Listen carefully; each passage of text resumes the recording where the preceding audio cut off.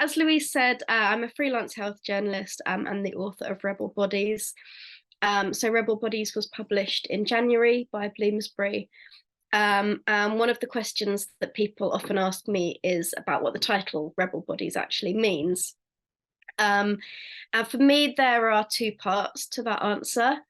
So the first is that rebel bodies are all of those patients who don't fit the sort of white, cisgender, able-bodied, middle-class male mold that medicine has always taken as its default. So we know, and even the Conservative government has acknowledged, that our healthcare system has always been designed by and for men. And specifically, those kind of white privileged men in particular. So hysteria and this idea that as women we are at the mercy of our hormones, our wombs, goes all the way back to ancient civilizations. So we have this system in which the male body is seen as the norm and the female body is seen as unruly, as disruptive, as inherently broken and unmanageable. So, I'm not a historian, but what I do know is that hysteria is a 6,000-year-old hangover that medicine is still struggling to shake off. And, I've seen through my work over the last 5-10 years that it continues to cast a really long shadow over clinical practice today. And that's despite the fact it hasn't been an official diagnosis since 1980. This male as default approach to medicine doesn't apply to all men equally. So the issues we're looking at here are intersectional. They're influenced not just by medical misogyny, but also racism and colonialism, classism, homophobia, transphobia, fat phobia, ageism, ableism, and all manner of other factors and biases that overlap with each other.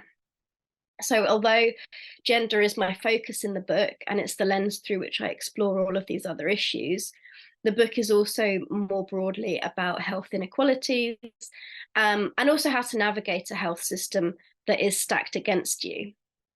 So in essence, rebel bodies to me are all of those bodies that are too other for medicine to know what to do with. So that's kind of the depressing half of the answer. And the second part, I hope, is a bit more optimistic. So for me, rebel bodies is also about the rebels, the patient advocates, the campaigners who are speaking out, who are fighting back against the biases, the injustices, and the mistreatment they've experienced or witnessed in the healthcare system. So I wanted Rebel Bodies not just to be a catalogue of horror stories and a cry of despair, which, I know is what often happens when we talk about the challenges that women face. But I also wanted it to be a real celebration of advocacy and activism by patients and also by healthcare professionals. So I personally have been so inspired by some of the campaigns, the awareness raising that I've seen going on in the last few years. And I genuinely believe these have been really pivotal in shifting the conversation in the right direction, putting the gender health gap on the political agenda. So I also wanted to show that there are lots of different ways to join in with this revolution, whether that is speaking up and advocating for yourself, whether it's sharing your story with one person or with a million people, chatting to your friend about what you've been through, or sharing it with a national newspaper. It might be about starting a petition or campaign, setting up a support group, sharing information on social media, or actually, changing your entire career path. Like some of the women that I interviewed for the book had retrained as healthcare professionals or as researchers because they wanted to become part of the solution. So that's where the subtitle of the book fits in. Rebel Bodies is not just a guide to the gender health gap, but it's also a guide to the patient-led revolution that I believe is building around it. And it's a manifesto for where we go from here. So there are roughly 140 people's voices, experiences, and expertise in the book, most of them women, and that mixture of patients, parents, campaigners, researchers, and healthcare professionals. So it's not exhaustive by any means. There are loads of issues that could have been included and weren't, just because of the sheer kind of scale of the problem, I suppose. But I wanted to start by reading an extract from the first chapter. So chapter 1 is called "The Personal is Political," and it explores how even the most personal of issues, in this case health, are political, and vice versa. And this extract, I think, sums up why that feels so important. So, the title of a 1970 Carol Hanisch essay, "The Personal is Political," highlights the intersection between personal experience and broader socio-political contexts.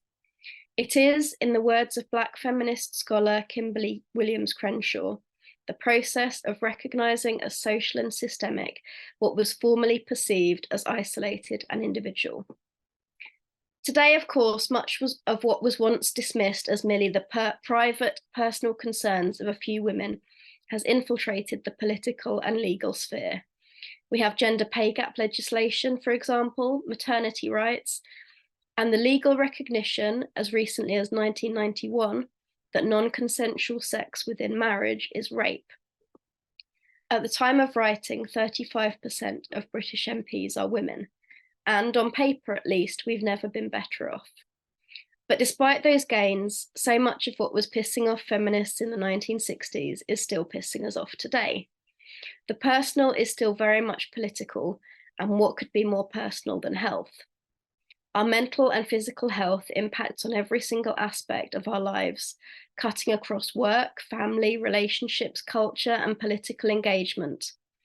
Not only does our health impact on our ability to participate equally in society, but the decisions of political leaders, whether that's funding for research or cuts to public services, also impact on our everyday health and well-being. The most obvious example is abortion, which remains the single most politicized healthcare procedure on the planet. With politicians apparently incapable of keeping their noses out of their uteruses, abortion is understandably the most prominent health issue for mainstream feminism, and has been for quite some time. But feminist health activism doesn't begin and end with reproductive rights, although for many years I mistakenly believed it did. As easy as it is to dismiss health as a personal private matter, the politics of women's health have wide-reaching effects across the whole of society, impacting on patients' families, relationships, and employers. From a purely financial perspective, endometriosis alone is estimated to cost the UK economy £8.2 billion a year, while 14 million working days are lost to the menopause. Yet these health issues and many more remain marginalized, under-researched, and dismissed as normal or unimportant by the medical profession. That attitude doesn't just hurt affected individuals and their families. The literal cost to society is huge. The more time I've spent researching and writing about women's health, the more I've realized that gender bias cuts across the whole healthcare spectrum. Sexism and all the other forms of discrimination with which it intersects affects women's health and the health of trans men, intersex, and non-binary people, from our heads to our toes, from birth to death, all over the world. And these health inequalities can be fatal. Women are up to 3 times more likely than men to die from a heart attack, and Black women are up to 4 times more likely than white women to die in childbirth.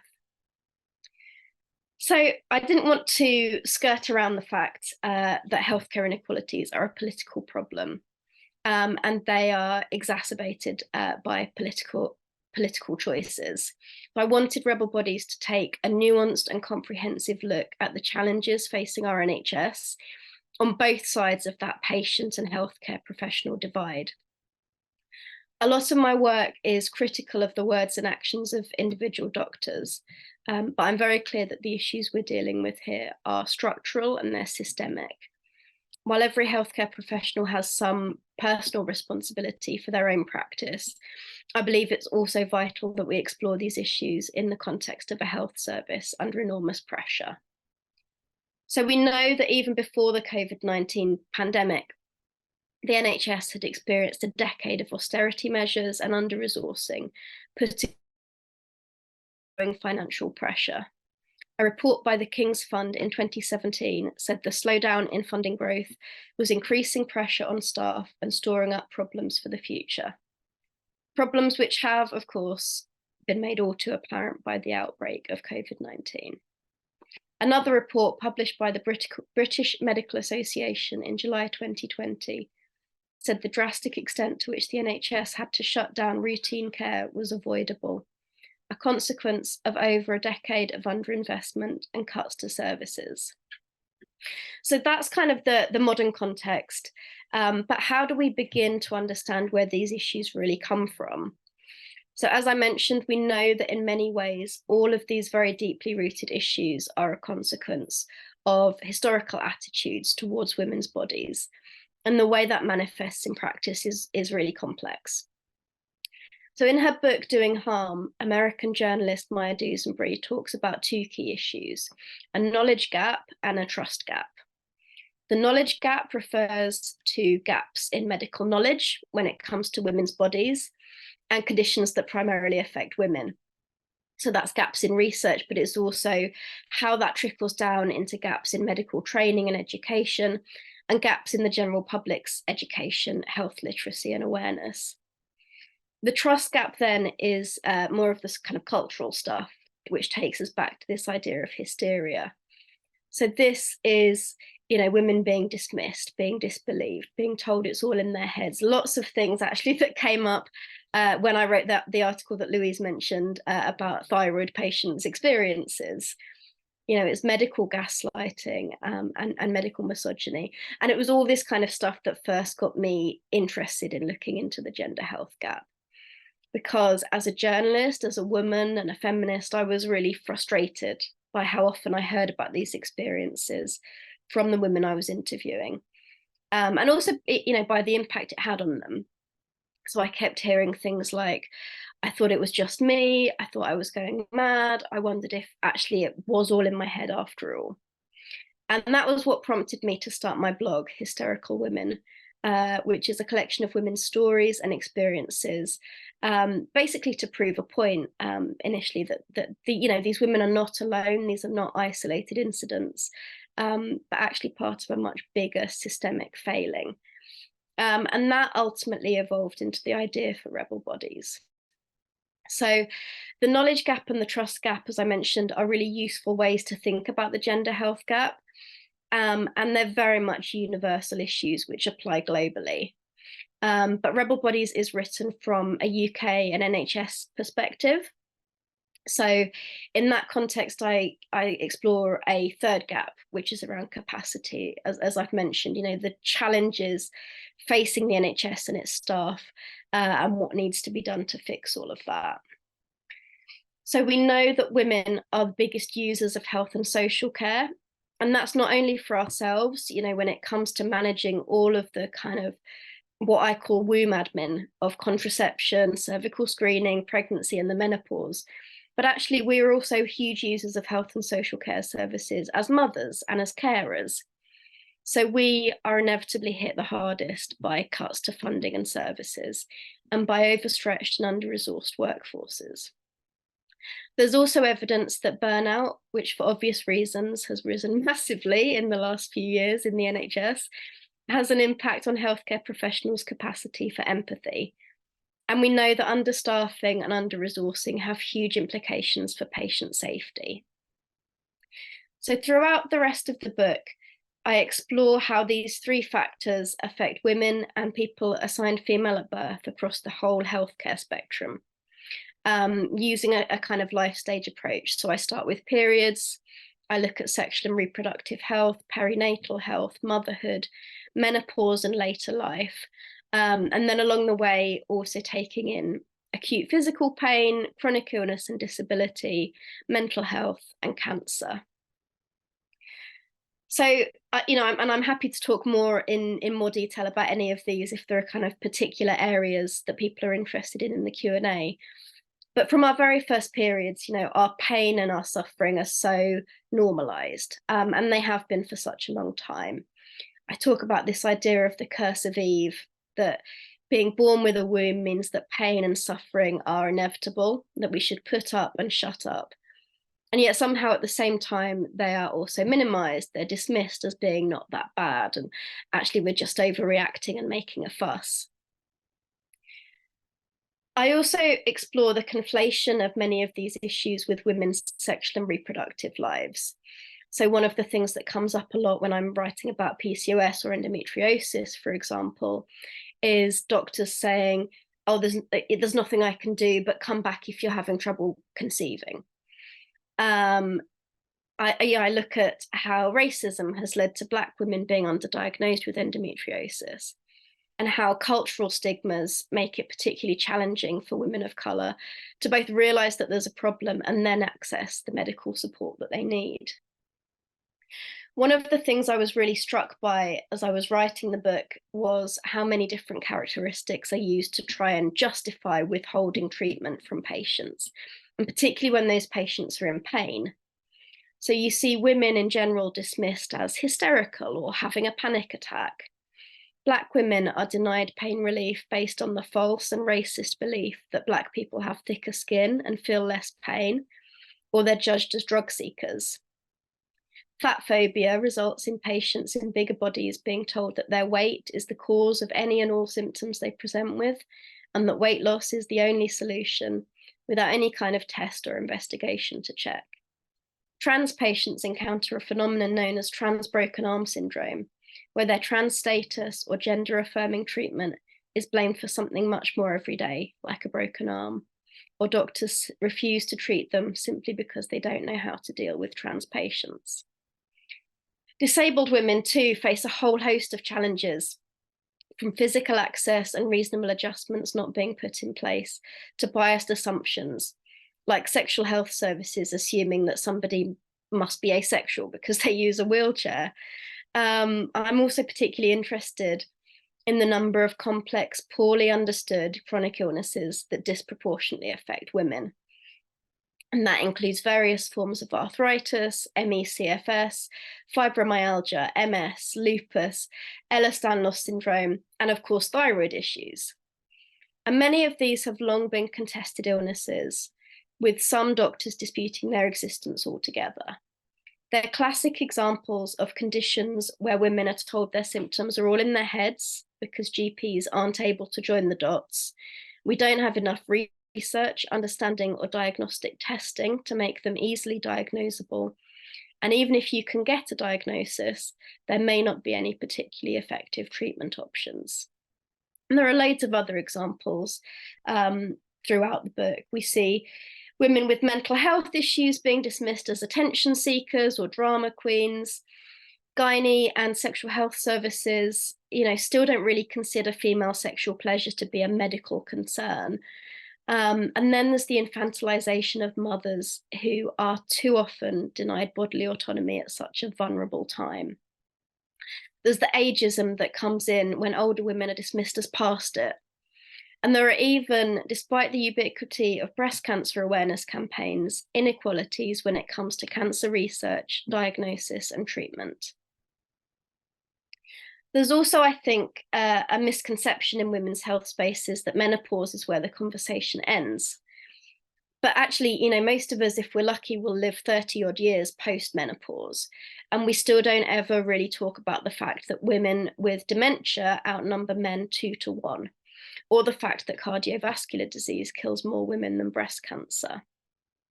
Declining estrogen levels impact on both of these, as well as increasing the risk of osteoporosis, which becomes an increasing issue as women age and their fall risk increases. They're more likely than men to break a hip, for example. So similarly, issues like unaddressed postnatal incontinence can become much more problematic in later life. It's one of the leading reasons for older women being moved into care homes. And we also cannot talk about women in older life without acknowledging the fact that many women who are going through menopause may simultaneously be caring for elderly parents and young children or grandchildren. So there's a lot of really depressing stuff in there. But as I mentioned earlier, I did also want Rebel Bodies to feel hopeful, to be a celebration of patient power and advocacy, as well as some of the amazing healthcare professionals who are doing just such amazing work from within the system. I've been writing about these issues to a greater or lesser extent for the last decade. And I've seen an enormous shift in this conversation over that time. Virtually no one was talking about this stuff 10 years ago. And now it is such a hot topic that the government was forced to publish its first ever women's health strategy last summer. So, I think that is really positive, something that I feel optimistic about. But yeah, obviously still a really long way to go. One of the other things that I included throughout the book is some of the tips basically that I've picked up over the years about how women as patients can navigate all of these issues and actually get the healthcare that we need. And there obviously are no easy answers to this. There's no kind of one size fits all solution. We need a massive catch up on research. We need a well-resourced healthcare system. Lots of things that you and I alone cannot solve quickly or easily. But I end each chapter with a toolkit which contains tips and resources for navigating the healthcare system. And always with the caveat that I don't think the onus should be on patients to fix all of this. If you're treated badly, it is not your fault because you didn't try hard enough or whatever. Not everyone even has the privilege of being able to speak up for themselves at all. And for those who do, there is still no guarantee that speaking up and challenging your doctor's opinion will get you anywhere. It's really important to acknowledge, I think, that actually the balance of power is not in our favor. So that said, I do think patient power has got us to where we are today, and I think we need to keep up that momentum. So in general terms, there are things you can do around lobbying the government, keeping pressure up, amplifying each other's voices and experiences. And supporting NHS staff, getting involved with existing campaigns or starting your own. And then in terms of your own health, the sort of general tips that I give about advocating for yourself are things like taking someone with you as an advocate can be helpful. Tracking symptoms and presenting your experience as clearly as possible. So thinking about it in really practical terms. What's happening? How long has it been going on? What impact has it been having on your life? What you actually want to get out of the appointment? 10 minutes is not a long time. So the more information you can give your GP, the better, basically, to help them to figure on. Obviously, if you feel like you're not getting anywhere, you are allowed to ask for a second opinion. I think it's something that people often either don't realize they're allowed to do or they don't feel confident to do it. But, it is your right to do that. Equally, you can make a complaint. Doing some research, looking at relevant charities, looking at NICE guidelines, speaking to other patients can be really helpful. And social media communities, things like the Thyroid Trust Network can be really great resources, as long as you're kind of savvy enough and have enough health literacy to be able to filter through what's useful, what's evidence-based, as Louise was saying, that people aren't promoting things that might be dodgy.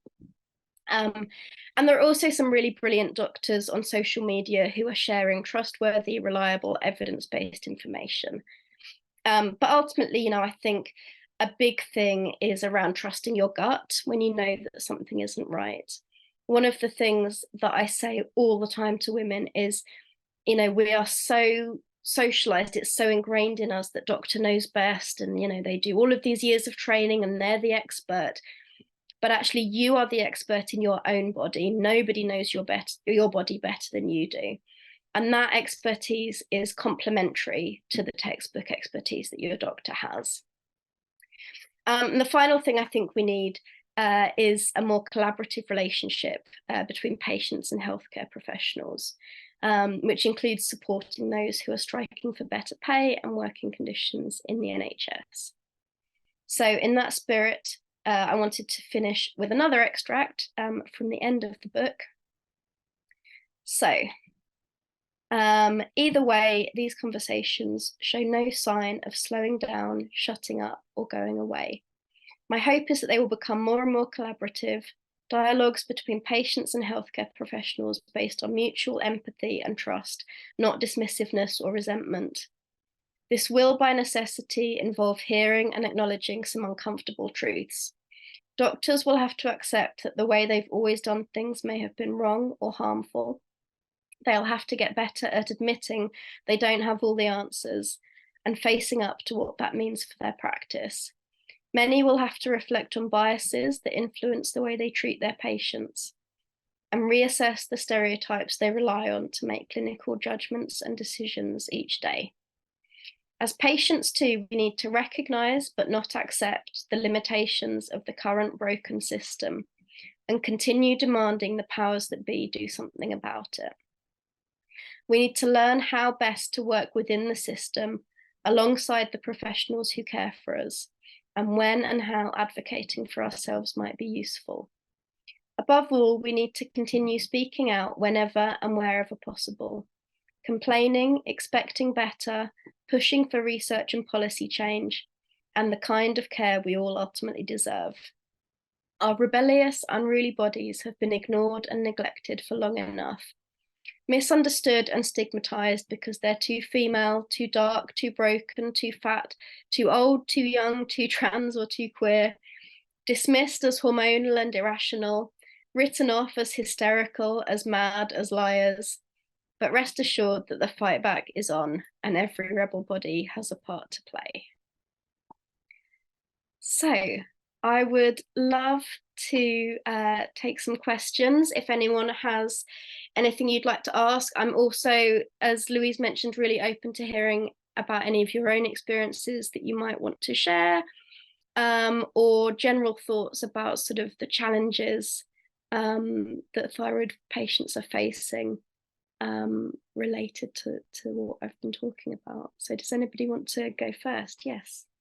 Oh God, Nat. I was going to say, Nat, do you want to, can we unmute you? You're on.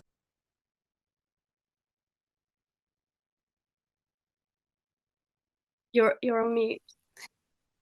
I'm good now. I just want to say a really big thanks to Sarah, because you interviewed me for the last article and I felt like I had a bit of a voice, so a big thank you. But I also want to say a big thank you for the Thyroid Trust. I follow you on all the social media and everything, and I try and share as much as I can. I have found a functional doctor that has helped me get T3. So the fight is on in my corner. Whatever I can do, I will do. And I'm going to be on Amazon getting your book, Sarah. So I just wanted to say a really big thank you to you both. I mean, I have thyroid cancer. I'm still battling against the system for more treatment. My thyroid cancer's in remission, but it's all of the stuff afterwards that I've got mainly male doctors that most of the letters are like, why are you having T3, rather than addressing anything else. So I just want to say a really big thank you to all you guys, and yeah, I'm really looking forward to reading the book. Oh, bless you. Thank you. Sorry, I hadn't realised it was you, but really lovely to meet you face to face. Karen's put another question up as well. So given what you've said, what advice do you have for female patients trying to communicate with their male GPs, endos, specialists about their thyroid conditions in terms of the language used and approach? So hopefully I've covered a little bit of that in what I have said since you asked that question, but I think one of the things that I talk about in the book that I think is useful is understanding actually the way that doctors are taught to approach a consultation. So GPs in particular use what's called the ICE model, where they are supposed to think about patients' ideas, concerns, and expectations. And actually it can be really useful when you're thinking about what you want to say in the consultation to think about it in those terms. You know, what ideas do you have about what might be going on? what are your concerns? So what is, what are the areas of your life that this is affecting? Are you unable to work? Is it affecting your relationships, family, whatever? And then the final one, expectations, I think is the one that often we as patients give the least thought to sometimes when we're going into our GP appointments, which is, what are your expectations? What do you actually want to get out of this appointment? I think we kind of expect to go in and the doctor will automatically know what to do and what the answer is.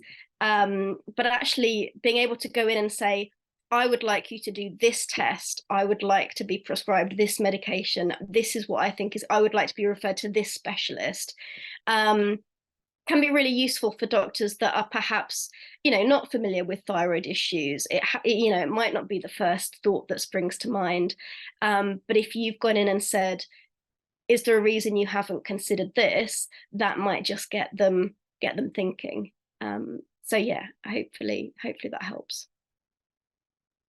Yeah, and just to add on to that, so much of what you said, Sarah, has just been, when you talk about advocacy and the things you were sort of suggesting in terms of taking someone with you and documenting your symptoms. I mean, this is something that, the advice that we share in our peer support groups on a regular basis, to be able to give patients the confidence to be able to advocate for themselves. And it's really good to hear that advice, because we hear it a lot, that people don't have the confidence. So generally because they're not very well when they come and get support. But I would say that just on our website, which I will share in the chat to everybody as well, that there's lots of information and links to guidelines where people can get that informed information to help them if they are looking for anything specific. So Karen, did you want to say something? I just got another question. Oh, go on. Okay. So this is sort of for us as a charity, really. The Thyroid Trust is tiny.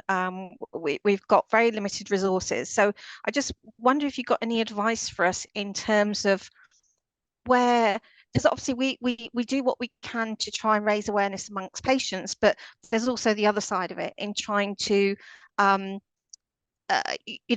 communicate with the endocrinologists and GPs and sort of healthcare practitioners. So I wondered if you had a feel for where this kind of the cultural thing comes from, and where, I guess what we're trying to sort of work out is where in all of this system we can sort of direct our resources really to tackle it. Is it GP training? Does it go right back to when they're at university and the stuff they're being taught, or how they're being taught? How, I don't know how we get to the root of the issue and start to tackle it.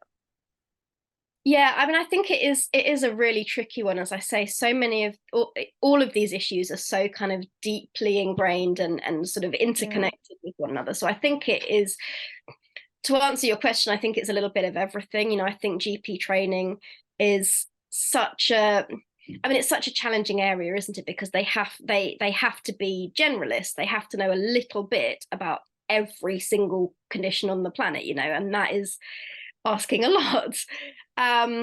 So I think there is something there in terms of how can we make GPs make the connections or join the dots more. But I think medical education, research, it goes all the way back, absolutely. In terms of, I think, the sort of cultural stuff, I mean, if you think about endometriosis and the menopause, I think probably are the two big examples of conditions or issues that have had a lot of attention in the last 5 years. And I think a lot of that has come from very successful awareness raising campaigns, and that is people speaking out about their experiences, it's media coverage, it's going and speaking to politicians, and it's a lot of that is kind of the less glamorous side of the legwork and the campaigning that you know, 5 years later, someone like Davina McCall springs up and starts talking about something that campaigners have been banging on about for 5 years, and suddenly it's front page news. But I think there is a lot of just sort of chipping away in terms of getting people to care. And I think it really is a sort of, sharing stories is, for me, always the most powerful way of doing that. And I think doing that across media and parliamentary stuff is really important. You know, if you can get an MP on board who will continually raise it in Parliament, who will, you know, set up private members debates and things like that, you know, that is a huge kind of step in the right direction. But there is a lot of just sort of legwork and shouting about it and being ignored probably for quite a long time before you start to kind of get that cut through. Yeah. Okay, thank you. Well, Mary's got a question. Can you unmute yourself, Mary?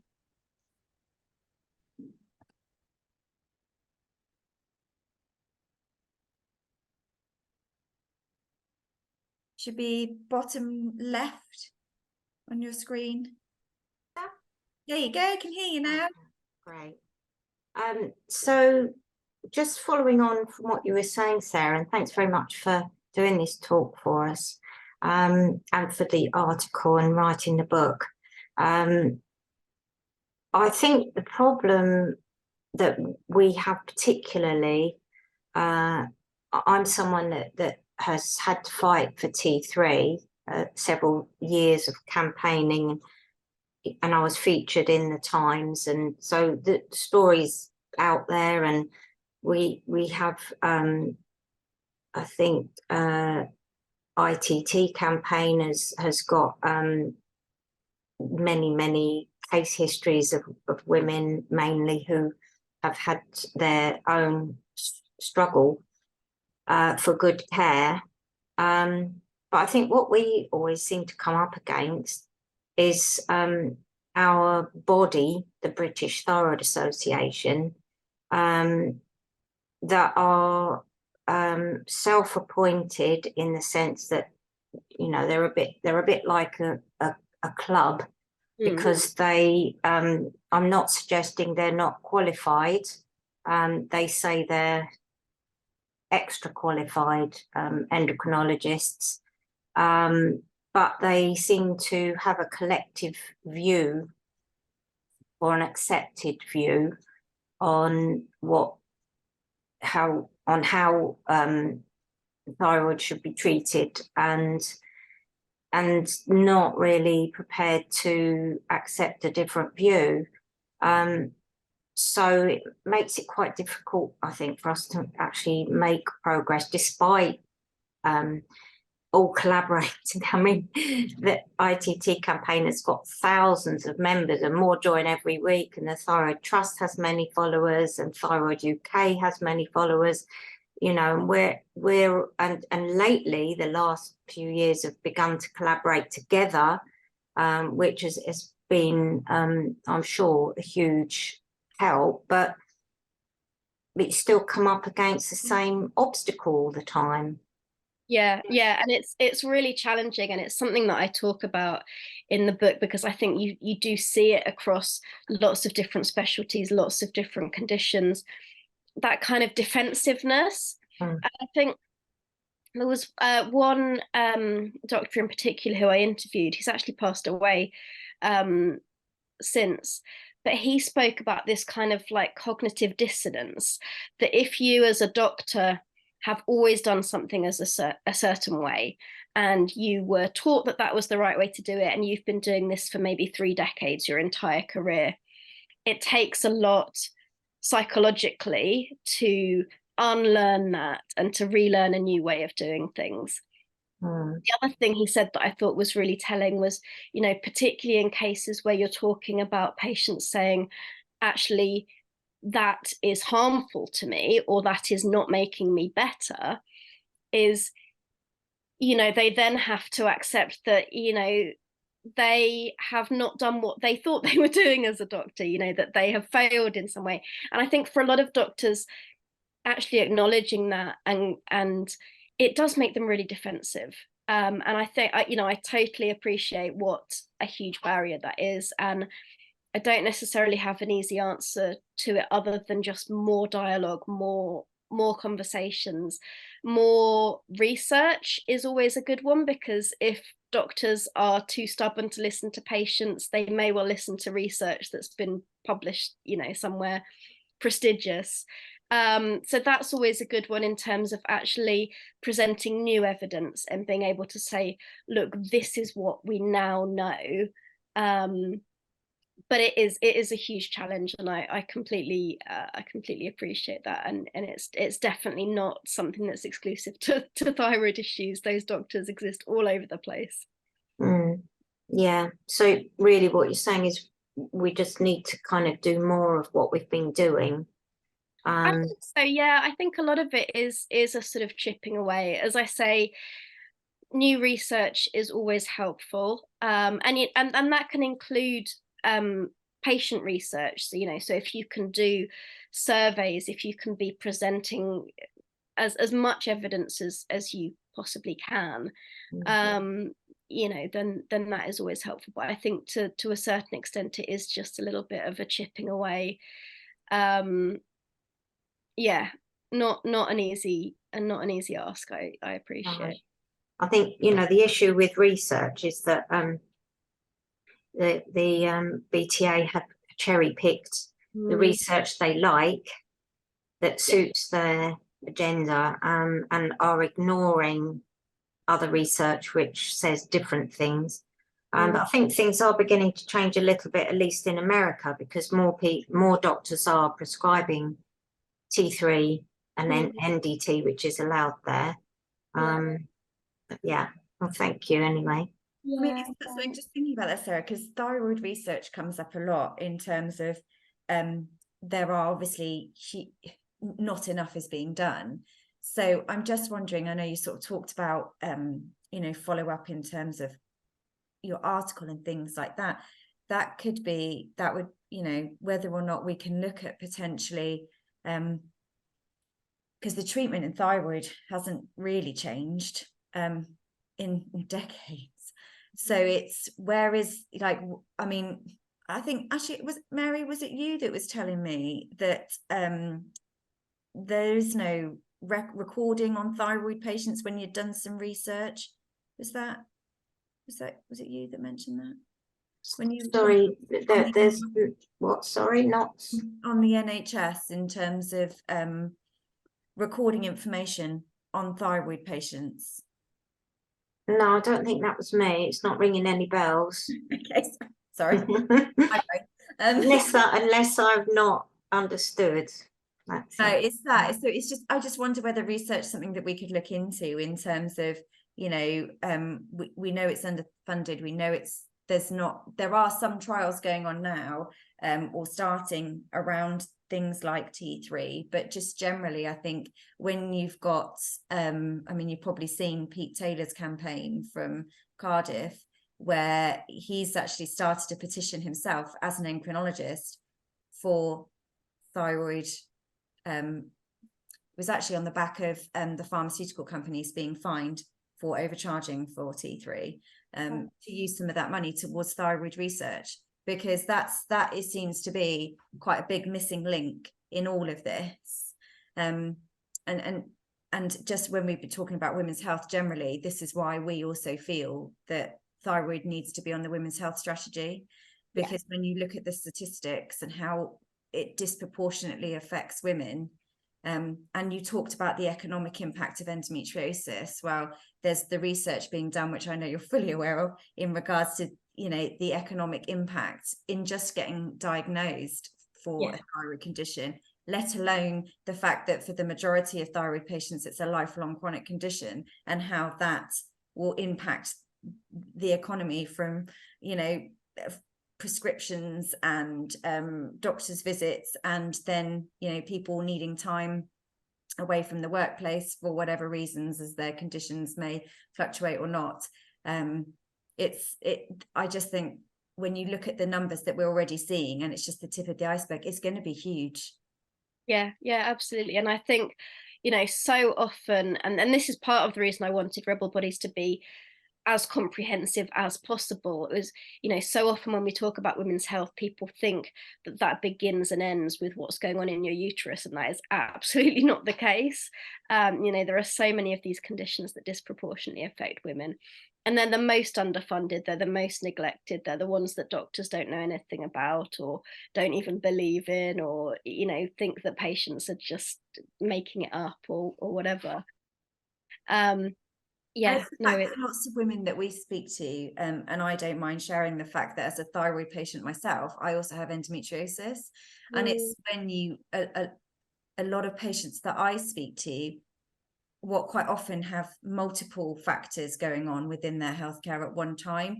So, you know, it might be that they're going through the menopause and they're a thyroid patient, or it might be that they've got PCOS, or like you mentioned, some of the things, you know, once people have got one autoimmune condition, quite often they will then bring friends along to that and have other autoimmune conditions that, like I say, again, disproportionately seem to affect women. And then it's that whole, oh, there's my cat, the whole holistic approach in terms of, you know, you've got lots of different departments then trying to manage the health of this one person. And quite often there's can be quite a bit of lack of communication between them as well. It just makes it even more complex for women to try and navigate. I think that's another big way in which the healthcare system does let women down, because, you know, the different specialisms are so siloed, they're so focused in on their particular area, and they just don't talk to each other, and they don't connect the dots across different issues. You know, and it's, as you say, so many of these issues that do disproportionately affect women. So it is women that are most affected by that very kind of single track mind, rather than that more holistic approach that I think actually most of us would really benefit from. Wouldn't it be wonderful? Oh, go on, Jo. Wouldn't it be wonderful if there could be a huge, great research project that sought to look at all the female hormones and the interaction with all these other dream. Like I agree about how everything, there's so many other connections with other illnesses. So I started off, I've got Hashimoto's, and it started when I was 19, and they just said, you've got a swollen thyroid, go away. And it wasn't until menopause that I actually got treated with levothyroxine, and that really never suited me. It stopped me from collapsing, basically, and I managed to carry on. But 13 years ago, Dr. Peatfield, I expect you all know of, got me onto T3, and so my quality of life has been much more good, and my life is a lot about managing that. But on the way there, I had the first sign of something else coming in was really bad morning sickness when I was pregnant. That was helped by Katerina Dalton, Dr. You've been muted for some reason. Can we mute?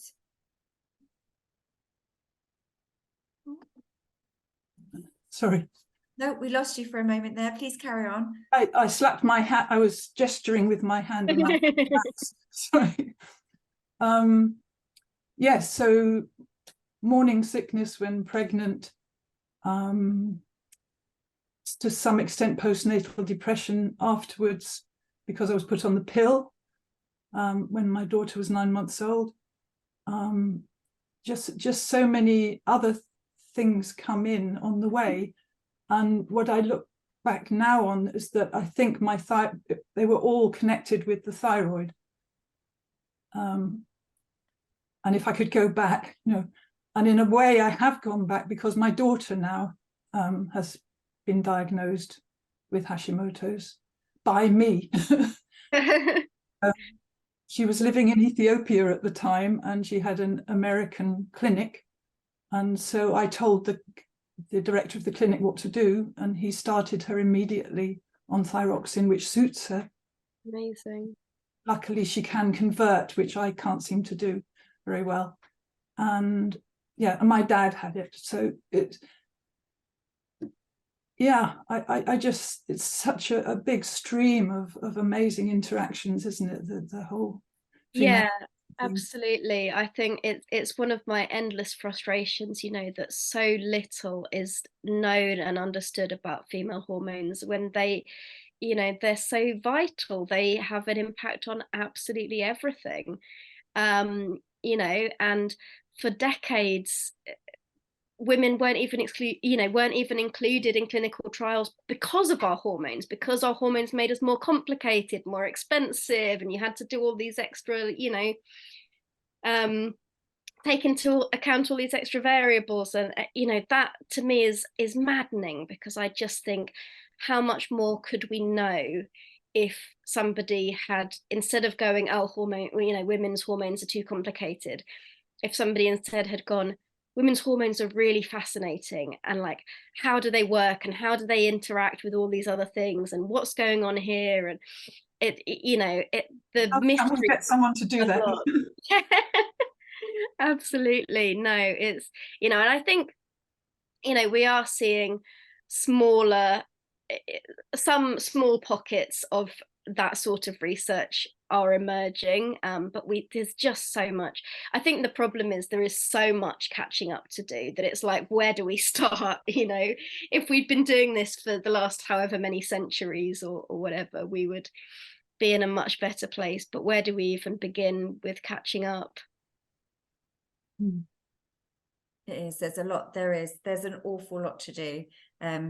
We feel that. So I think for thyroid patients, we feel that the Women's Health continuing the T3 campaign, making a campaign to get on the Women's Health strategy, and elevate the platform, because it's that thing of, we don't understand enough about women's hormones, but we do know that obviously thyroid plays a huge role in almost every single body function. And so with, you know, sharing your story there, Jo, in terms of you know, how you feel that if you'd gone back it's probably impacted, I think there's lots of patients I speak to say the same. Once they know, they think, oh my gosh, it was probably this, so it'd be really fascinating. So I guess we're kind of in a roundabout way back to research. Yeah, it always comes back to research. Jenny, I'm on my husband's computer because I couldn't. I was going to say, I didn't. I've got to read out the name that's on the screen. So yeah, I didn't. No, that's right. You wouldn't know, but I had to switch computers because I couldn't manage to get onto the site. That's fine. Mary's just put into the chat that perhaps oh, I've just lost it because we just got another message through. Perhaps all women, AI will help with classifying women's hormones. Yeah. I mean, AI is a fascinating area. It's not something I know a huge amount about, but yeah, potentially. Oh, Becky's put something in. I'd love to know more about the implications of not having a thyroid, for instance. I know there will be some, but what are they, and what can I do proactively manage my own health in a preventative manner? Okay, Becky, I think we'll come back to you on that one. I'm not really sure that that's really a question for Sarah to answer. Yeah, beyond my expertise. Yeah, that's fine, Becky. I'll send you a message. I'll send you a message privately on that one, so we can get that one answered for you best that we can. So yeah, well, Sarah, is there anything else you'd like to ask the group while we're here this evening that we can do to help you for you know, because we thank you for giving thyroid patients a voice. I know that you've written lots for thyroid patients, so we're really grateful for that. Because I'm always a big sort of like, the more we can get it out there, the more that people are talking about these things, the better it is. Yeah, no, absolutely. And I mean, as I said to you earlier in the week, you know, my editor, a lot of the struggle that I have with you know, what is seen as slightly more niche women's health issues is persuading editors that there is an interest and that it's relevant and that people want to read about it. And actually, as I said to you, my editor came to me 2 weeks ago and said, we've been looking through the most popular health stories of the last few months online, and the thyroid piece that you wrote was by far the most popular. Will you write a follow-up for us? So that that feels like, the hard work is done, proving the case that people want to read about this. I have a very good relationship with my editor at the Eye, and they are fairly open and receptive to most of the stuff I pitch them, but there is always a little bit of is this gonna get the traction that we want it to have? So yeah, definitely the fact that they have seen the interest is really important and really positive, I think. And I think, as you say, the two things you've mentioned, the issues around T3 and the fact that it's not in the women's health strategy, are two things that I can take back to her and say, there are loads of women who are very keen to talk more about this, and these are the two issues that they want to talk about. So but yeah, otherwise, I mean, people are very welcome to stay in touch with me. I'm on Instagram. I'm sort of still on Twitter, as much as anyone still is. What's going on with Twitter? But yeah, I mean, please feel free to reach out if you have any other questions, or if there are specific things that you want to talk about or share. And yeah, I mean, Louise as well, obviously keep me in touch with what the Thyroid Trust are up to, and I will do what I can to continue supporting. Thank you. Well, we massively appreciate it. And yeah, I'll keep you, I'll let you know how things go in regards to our efforts of campaigning. And yeah, maybe if the editor's keen, we can help give a voice in conjunction with our messages going into Parliament, and maybe that could be quite timely. No, that would be perfect. Brilliant. Thank you so much for giving up your Sunday evening and sharing us that with us. It was really insightful and actually quite emotional for me personally, just hearing all those things and having personal experience of it, as I know many people on this call will have shared the same. And it's just that, like you say, knowing you're not on your own is very powerful. Yeah. So thank you very much. Yeah, thank you. Yeah, and thank you very much to everybody for coming. On fireworks night. You managed to see some somewhere. I mean, around me, you've only just got to drive around and they're all up in the sky. So but thank you and take care, and we hope to speak to you all again soon at some point.